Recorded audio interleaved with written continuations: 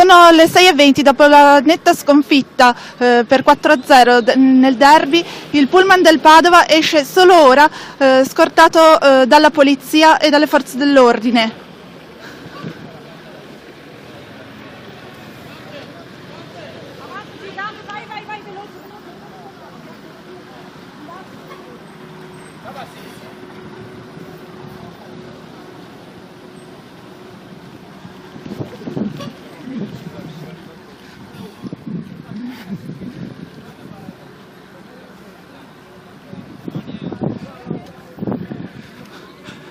Fuori sono rimasti qualche tifoso, non sono tantissimi.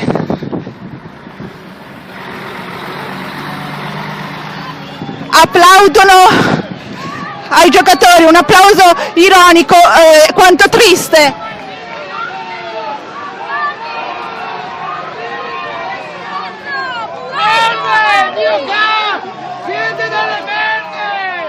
Parolacce e tutto.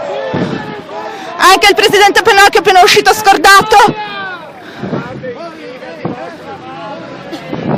Se ne sentono di tutti i colori, il pubblico, i tifosi padovani sono esasperati, come si può sentire e vedere. Avanti, che tanto